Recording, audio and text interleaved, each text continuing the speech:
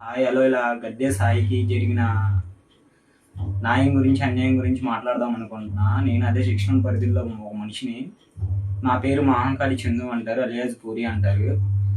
ఆ రోజు పిల్ల సాయి అనే వ్యక్తిని తీసుకొచ్చినప్పుడు అదే రోజు నేను స్టేషన్లో ఉన్నాను.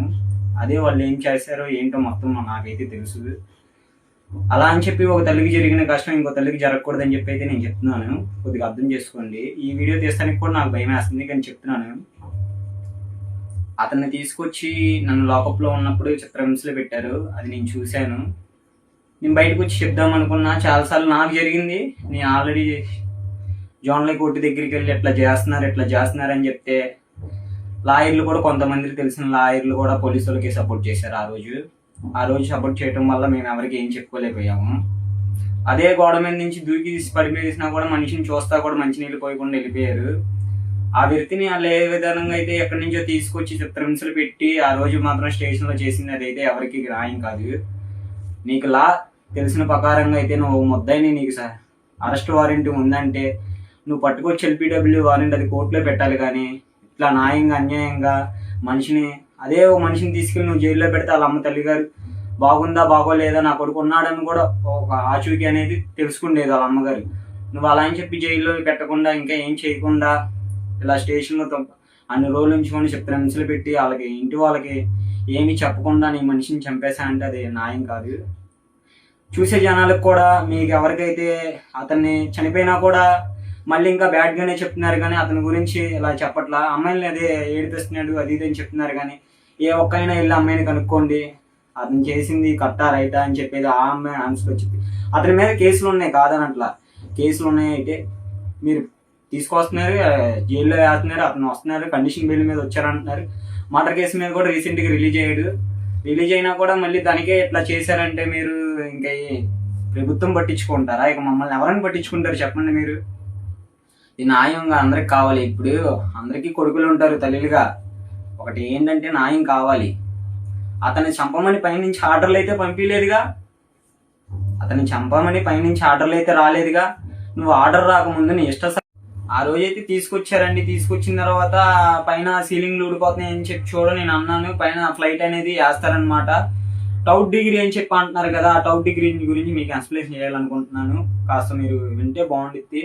ఆ టౌట్ డిగ్రీ అనేది ఎట్లా అంటే, ఇప్పుడు చాలా మంది టౌట్ డిగ్రీ అంటున్నారు, కానీ టౌట్ డిగ్రీ ట్రీట్మెంట్ ఎవరికి తెలియదు అసలు. అది ఇప్పుడు మన టౌట్ డిగ్రీ అనేది ఎట్లా అంటే ఒక డ్రై ఐస్ లాంటిది. మన ఫ్రిడ్జ్ లో పెట్టే కరెంట్ ఐస్ క్రీమ్ ఉండిద్దిగా అండి, అది మొత్తానికి కరెంట్ ఇచ్చే ఐస్ క్రీమ్ తీసుకొస్తారనమాట. తీసుకొచ్చేది మగోడికి అయితే ఎక్కడైతే ప్రాణం ఉండిద్దో అక్కడ పెట్టేస్తాడు. అక్కడ పెట్టేసి నానా చిత్రహింసలు పెడతారు. మనం చేసినవి ఒప్పుకున్నా కూడా ఇంకా అతను ఇంకా ఏమన్నా మేము చెప్పిన వరకు ఒప్పుకోవాలని చెప్పి ఇట్లా ఒప్పించే పద్ధతులు చేస్తారు. మేమేమన్నా ఇట్లా కోర్టులో మేజిస్ట్రేట్ గారికి ఇట్లా చెప్తామన్నా కూడా మీరు చెప్పి వచ్చిన తర్వాత మీ మీద అయి పెడతామని బెదిరిస్తారు. తెలుసుకోడా అండి, ఇది ఎవరు పట్టించుకోకపోవడం. మనిషి చావండి మామూలు విషయం కాదు. చంపే హక్కు లేదు మనకి రాజ్యాంగంలో రాసినంత వరకున. అండర్ 9 ప్రిజనల్ మాత్రమే అతను. సిటీ పడినోడికి అనుమానితులు మాత్రమే. కానీ ఆయన మన జిల్లా కారాగారము అంటారు, కానీ తప్పు చేసినోడికే మనం జైల్లో పెడతారు. జైల్లో పెట్టిన తర్వాత తప్పు విచారించేది కోర్టు. అది అతను తప్పు చేశాడా అది లేనా అన్నది ఇంకా షార్ట్ షీట్లు పడిన తర్వాత కేసు విచారణ అయిన తర్వాత తెలిసేయన్నీ. అసలు అతన్ని ఏ కేసులో తీసుకొచ్చి మీరు ఏ కేసులో నుంచి ఏ కేసులోకి ఎలా చేశారంటే ఇది ఎవరు చెప్పుకోలేని విషయం, ఎవరు పట్టించుకోలేని విషయం కూడా. చాలా మంది ఆ తల్లి గారికి జరిగిన న్యాయం గురించి మాట్లాడాల్సిందిగా కోరుతున్నాము. అందరికీ చేతులెత్తి దండం పెడుతున్నాను. నాకు జరిగినట్టే ఇంక వేరే వాళ్ళకి జరిగితే వాళ్ళ తల్లి గారు కూడా ఒకటే చెప్తున్నారండి, నా కొడుకు జరిగినట్టే మీకు ఎలా జరిగితే మీరు ఊరుకుంటారా? ఆ రోజు నేను ఉన్నా కాబట్టి, ఆ రోజు నేను ఆ పక్కన ఉన్నా కాబట్టి ఈ రోజు వీడియో తీసి చెప్తున్నాను. ఈ వీడియో తీసినంత మాత్రాన వాళ్ళు నన్ను ఏదో చేస్తారని ఇదేం కాదు. ఎవరన్నా చనిపోవలసిన వాళ్ళమే మనుషులు అన్నాక. ఎవరు భూమి మీద శాశ్వతంగా బతుకు. కానీ తప్పులు చేస్తా ఉన్నా కూడా ఈ అధికారం పట్టించుకోవట్లేదు. ఈ అధికారం ఏమైపోయింది, అధికారం ఏంటి, యూత్ ఏంటి? అదే ఓట్లు వేసేటప్పుడు అమ్మ ఏం చెప్పి అడుగుతారు. ఓట్లు వేసిన తర్వాత గెలిచిన తర్వాత ఇంకోలాగా చేస్తున్నారు. అది మనకి మనలో ఉండిద్ది. మనం ఓటు వేసేటప్పుడు మనలో ఉండాలి. ఏది మంచి ఏది చెడ్డో మనం ఎలా అని చెప్పి అలా మాటలు వినేసి అలా పడితే అలా చేస్తున్నాం. అది కరెక్ట్ కాదు. అతని గురించి 28వ తారీఖు 29వ తారీఖు చెప్పారు.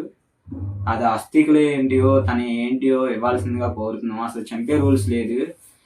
దీనికి అర్థమైన వ్యక్తుల పేర్లు అయితే చెప్తున్నా వినండి. నా తల్లి గారికి చెప్పడం రాట్లా. తల్లిగారికి. నేను తల్లిగారి పొజిషన్లో నేనున్నా కూడా అలాగే చెప్తాను అనుకోండి. నేను చెప్తున్నా, ఎస్ బాబురావు ఒకటి, నాని అనే వ్యక్తి 8 టౌన్ అతను ఇటు 6 టౌన్కి వచ్చాడు, అతను ఒకళ్ళు. ఆ రోజు ఉన్న సాయిని పట్టుకొని కొట్టేటప్పుడు చూసిన వ్యక్తి నేను స్టేషన్లో. సార్ సీలింగ్ పైన తెగిపోయిందా అన్నా కూడా వదల్లా. ఆ రోజు నన్ను ఎందుకు పంపించారో స్టేషన్లో నుంచి నాకేమి తెలియట్లా. నేను క్రిమినల్నే, నన్ను పట్టుకోవచ్చు, కానీ ఆ రోజు నన్ను ఉంచొచ్చు స్టేషన్లో. దేనికి ఉంచలా? అసలు ఏం చేద్దామని చెప్పి మిగతా ఉన్న వాళ్ళందరినీ పంపించేశారు. ఆ సాయి అనే అన్నతో పాటు ఉన్నోళ్ళు మాత్రం నోరు తెరిచి నిజం అనేది బయటికి చెప్పాల్సిందిగా కోరుతున్నాను. సాయికే జరిగింది, తర్వాత నీకు జరగదని ఏంటి? తప్పు చేయొచ్చు, తప్పు చేసామంటే కోర్టు ఉండిద్ది, కోర్టులో మేజిస్ట్రేట్ గారు ఉంటారు, వీళ్ళు ఉంటారు. మరీ అంత అన్యాయం అనే తప్పు అయితే ఎవరు చేయలేదు. పిల్లల్ని మానబంధం చేసేవాళ్ళని, మర్డర్లు చేసేవాళ్ళని, అమ్మాయిని ఎత్తుకెళ్లే వాళ్ళని వాళ్ళని శిక్షించవచ్చుగా. మన రాజకీయం రాసింది ప్రకారంగా, మన రాజకీయం రాసినట్టు మేము మనకి చంపాలని రూల్ లేదు.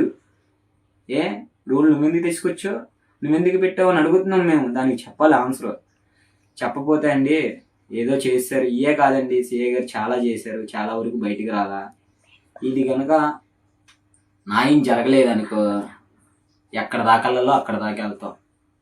ఒక చావుతో ఆగేదైతే కాదు ఇది, చెప్తున్నాను. ఒక తల్లిగా ఎంత బాధపడుతుందో అందరం చూస్తున్నాము, అంతా వెళ్తుంది, వీడియో మొత్తం బాగుతుంది. అలాంటిది నువ్వు మనిషిని తీసుకెళ్ళిపోయి మనిషి తల్లి గారికి ఒక ఆఖరి చూపు కూడా చూపు కట్టకుండా నువ్వు అయ్యి అని చెప్పి డబ్బులు గిబ్బులు అని చెప్పి అయ్యి ఏం చేద్దామని? నీకు యూనిఫామ్ ఇచ్చింది 5 ఏళ్ళతో అన్నం తినమని, నలుగురికి మంచి చేయమనే, కానీ నలుగురిని చంపేయమని అయితే నీకు ఉద్యోగం ఇవ్వలా. అర్థమైందా సార్ గారండి? మీరు చేసిన పనులు ఎంతో పాపం కాదు, మీ పిల్లలకి తలగొచ్చు. బాబురావు వింటున్నావా? బాబురావు మంచి నీకే చెప్తున్నా, మనిషిని నరకంగా కొడుతున్నావు నువ్వైతే. నా దగ్గర వీడియోలు కూడా ఉన్నాయి. మీరు ఎవరైతే కొడుతున్నారో మమ్మల్ని, మాకు అన్ని హాస్పిటల్లో రిపోర్ట్లు వీడియోలు అన్నీ ట్రై చేసి 3rd డిగ్రీ అంటున్నారు కదమ్మా, అన్నీ మాకు తెలుసు. అన్నీ మాకు తెలిసి అంత అన్యాయం అయితే తప్పులైతే ఎవడు చేయడమ్మా. చాలా తప్పులు చేసే వాళ్ళు ఉన్నారు, వాళ్ళని పట్టుకోమనొచ్చుగా, వాళ్ళని ఇచ్చేయమనొచ్చుగా. మనిషిని చంపేసి నేను లాస్ట్గా ఒకటే మాట చెప్తున్నానండి, నాకు ఈ వీడియో చూసి ఒక అవకాశం ఇస్తే ప్రెస్ మీట్ ముందు మాట్లాడతాను నేను. లేదు కూడదు అంటే మీ పని మీరు చేసుకుంటా అంటే, ఆ రోజు మాత్రం అతనికి జరిగేటప్పుడు మాత్రం నేను పక్కన ఉన్నా, పలానా డేటు, పలానా తారీఖు, పలానా రోజు, పలానా దగ్గర నుంచి నన్ను తీసుకుని వెళ్ళారు, పలానా గవర్నమెంట్ హాస్పిటల్ నుంచి నన్ను తీసుకుని వెళ్ళి అట్లా అయ్యి అని చెప్పి మాయమూర్తిని పెట్టి స్టేషన్లో అయ్యిందని తెల్లసాయి అనే వ్యక్తి నేను చూశాను, అతని బాధ చూశాను, అన్నీ చూశాను. అతనికి ఏం చేశారో కూడా నాకు తెలుసు. చాలా మంది చెప్పొద్దు ఇలా, నీకేమైనా ప్రాబ్లం అయితే అనుకుంటున్నారు. అవునే, ఇప్పుడు అతనికి జరిగిన ప్రాబ్లం నాకు జరిగిన నష్టమేమి ఉండదు. నా తల్లి ఎట్లాగే బాధపడిద్ది. ఈ వీడియో దయచేసి అందరూ లైక్ చేసి, చాలా న్యాయం జరగాలని కోరుతున్నాం. మనకి ఏమీ వద్దు, న్యాయం అనేది జరగాలి. మన ఆంధ్రప్రదేశ్లో న్యాయం అనేది లేకపోతే